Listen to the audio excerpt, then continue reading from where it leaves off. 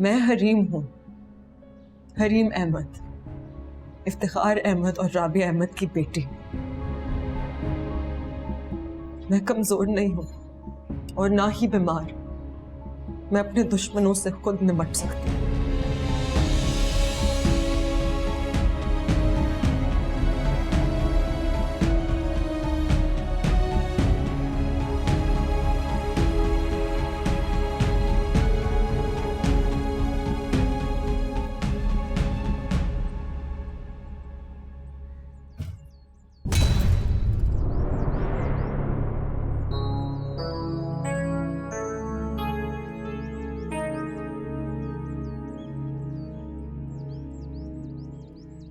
आप? मैं ज्यादा बात नहीं कर सकती और मुझे करनी भी नहीं। हरीम, आपकी तबीयत ठीक नहीं है, प्लीज आप बैठ जाएं। तुम्हें मेरी तबीयत की फिक्र है? मेरी फिक्र है तुम्हें?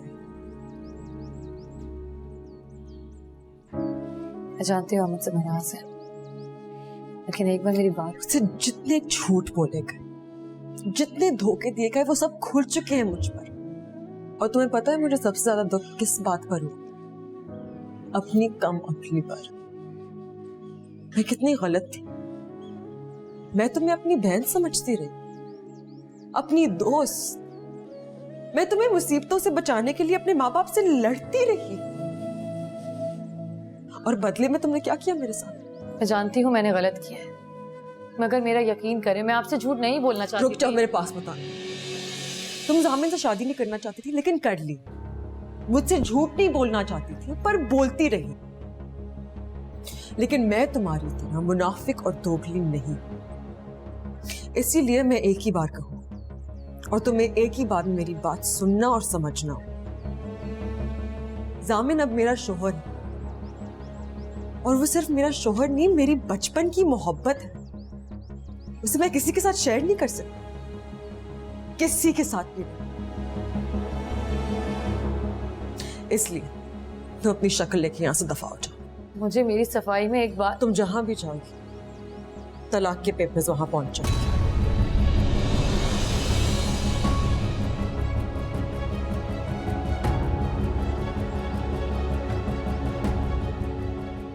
और हाँ, थैंक यू मुझे मेरी जिंदगी का सबसे बड़ा सबक देने के लिए। आज के बाद मैं किसी से हमदर्दी नहीं करूंगी, किसी पर एहसान नहीं करूंगी, और एतबार सवाल ही पैदा होगा।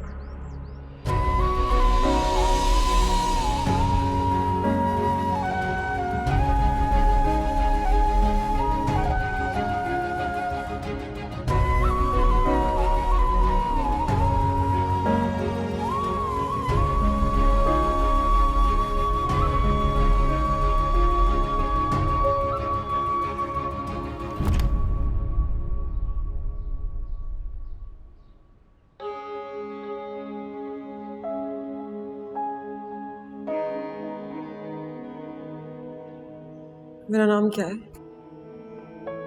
क्या नाम? क्या वो भी याद नहीं? क्या हो गया रीम, कैसी बातें? शुक्र, नाम तो याद है।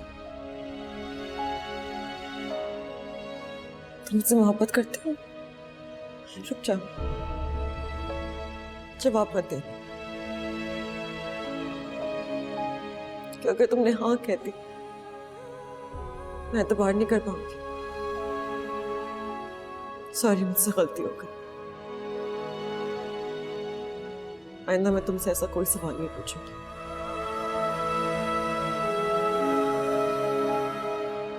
तुम मेरे लिए दुनिया में सबसे ज्यादा काबिल एतबार थे जामिन, और अब तुम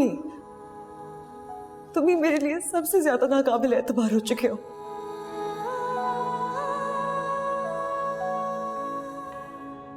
सॉरी, मैं जानता हूं मैं तुम्हारा गुनाहगार हूं। मैं जानता हूं मैंने तुम्हारे साथ ठीक नहीं किया रही, लेकिन इस तरह अपने आप को तो सजा मत दो। तुमने जो तकलीफ देनी है, जो सजा देनी है, मुझे दो। नहीं जामिन, मैं तुम्हें कोई सजा नहीं देना चाहती। एक सवाल का जवाब दे दो,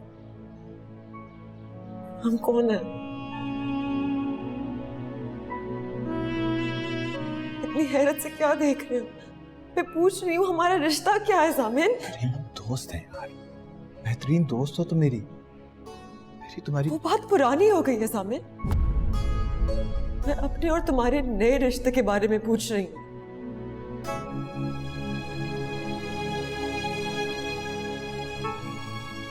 जिससे छुप के निकाह किया था, उसे बीवी कहते हुए शर्म नहीं आती, लेकिन जो सबके सामने तुम्हारी बीवी बनी, उसे बीवी कहते हुए इतना मुश्किल लग रहा है तुम्हें जामिन?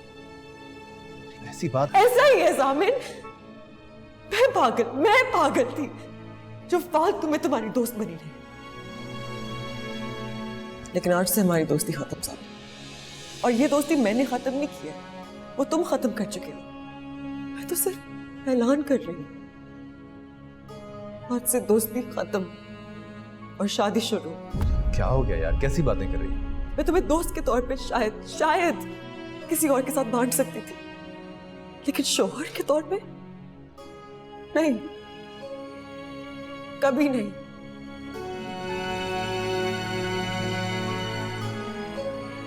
सहर को इस घर से जाना होगा जामिन, और तुम्हें उसे तलाक देनी होगी।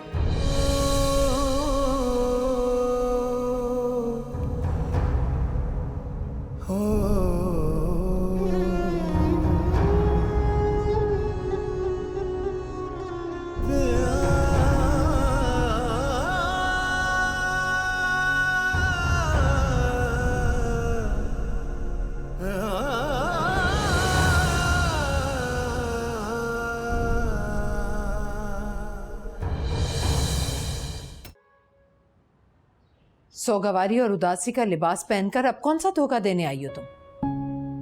ऐसा तो ना कहें भाभी जान, इतने साल मैंने आपके साथ गुजारे हैं, इतनी बेअतवारी, इतनी हकीर हो गई हूं मैं आपकी नजर में। हाँ, हो गई हो। राबिया, मुझे बात करने दो। जी नहीं, कोई बात नहीं करेगा इन धोखेबाज और एहसान फरामोश लोगों से। इन माँ बेटे ने मिलकर हमारी बेटी की जिंदगी बर्बाद कर दी। आप पुलिस को क्यों नहीं बुलाते? बुलाएं पुलिस को और पकड़वाएं जामिन को। पुलिस बुलाने से क्या होगा? जो मामला उलझ चुका है उसे सुलझाने की कोशिश करो।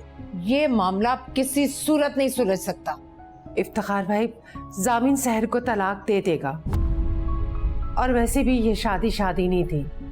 वकार ने मरते हुए आदमी से महज हमदर्दी की थी, और मुझे भी उस लड़की से कोई हमदर्दी नहीं है, जामिन को भी कोई हमदर्दी नहीं है उससे, इसीलिए मैं करवाऊंगी उसकी तलाक।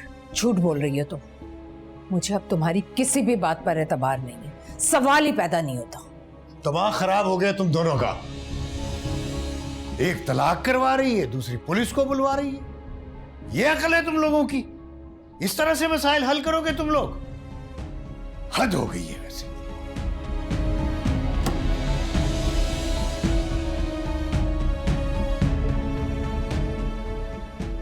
मुझे आपसे बात करनी है ताजा। मैं जानता हूं फरीम से बहुत मोहब्बत करते हैं ताजा, और उसको तकलीफ देने वाले को आप कभी माफ नहीं करेंगे।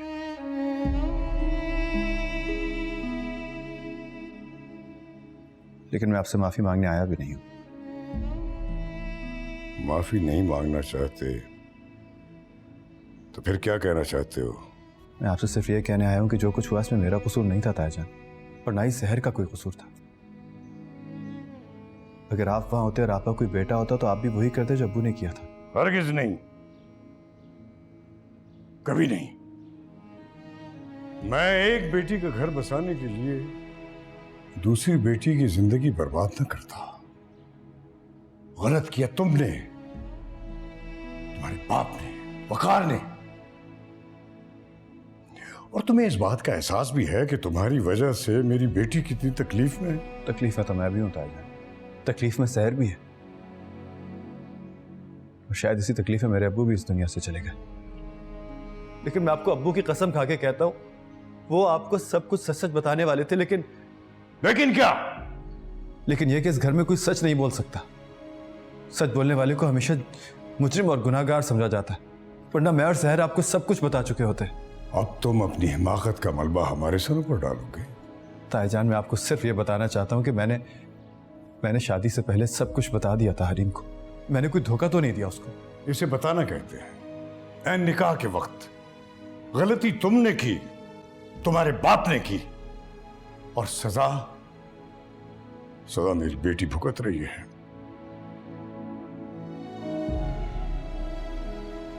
तुम्हारी मां तो सहर को तलाक दिलवाना चाहती है। तलाक? ये कैसे हो सकता है? ताईजान, ये नहीं होना चाहिए। तुम मुझे हुक्म दे रहे हो? मैं सिर्फ आप ही की बात दोहरा रहा हूं ताईजान। अभी तो आपने कहा था कि आप एक बेटी का घर बसाने के लिए दूसरी का बर्बाद नहीं कर सकते। सहर आपके सगे भाई की बेटी है, आपके मरहूम भाई की बेटी। हमारे अलावा उसका इस दुनिया में कोई भी नहीं है ताईजान। मैं उस पर इतना बड़ा जुल्म नहीं कर सकता। लेकिन जब तक वो इस घर में रहे, वो इस घर में रहे या ना रहे, मेरी जिंदगी में हमेशा रहेगी। और अगर वो मेरी जिंदगी में ना रही तो मैं मरने के बाद अब्बू और एजाज चचा को कैसे फेस करूंगा ताईजान? आप भी नहीं कर पाएंगे। बताइए, कर पाएंगे आप?